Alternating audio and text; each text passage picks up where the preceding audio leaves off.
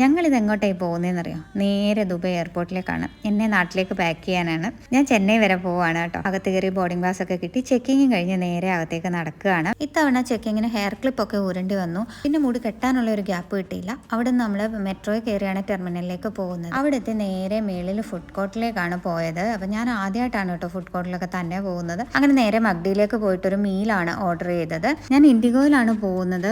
മീലൊന്നും pre book ചെയ്തിട്ടുണ്ടായിരുന്നില്ല. വേണമെങ്കിൽ നമുക്ക് ഫ്ലൈറ്റിൽ നിന്ന് വാങ്ങിച്ച് കഴിക്കാം, പക്ഷേ അത് വേണ്ടാന്ന് ഓർത്തു. എയർപോർട്ടിൽ നിന്ന് തന്നെ കഴിച്ചിട്ട് അങ്ങ് കയറിയാൽ പിന്നെ നമ്മൾ ചെല്ലുമ്പോഴത്തേക്ക് ഏകദേശം രാത്രിയാവും, 1:15 ആവും രാത്രിയിൽ. അവിടെ അച്ഛനും അമ്മയും വെയിറ്റ് ചെയ്യുന്നുണ്ടാവും എന്നെ എയർപോർട്ടിൽ. അങ്ങനെ ഫുഡൊക്കെ കഴിച്ച് കഴിഞ്ഞിട്ട് വന്നപ്പോഴത്തേക്ക് ഏത് ഗേറ്റാണെന്നുള്ളതൊക്കെ ഡിസ്പ്ലേ ചെയ്തു. അങ്ങനെ ഞാൻ ഗേറ്റിൻ്റെ അവിടെ വന്ന് കുറച്ച് സമയം വെയിറ്റ് ചെയ്തു. അത് കഴിഞ്ഞിട്ട് ബോർഡിംഗ് ആയിട്ടുണ്ട്. നേരെ നമ്മൾ ഫ്ലൈറ്റിലേക്ക് കയറുകയാണ്. അങ്ങനെ ഫ്ലൈറ്റിൽ കയറിയിരുന്നു. രാത്രി 1:15 ആയപ്പോഴത്തേക്ക് ചെന്നൈയിലെത്തി കേട്ടോ. ബാഗൊക്കെ കിട്ടി നേരെ പുറത്തേക്ക് ഇറങ്ങുകയാണ്. അപ്പോൾ ടാറ്റ.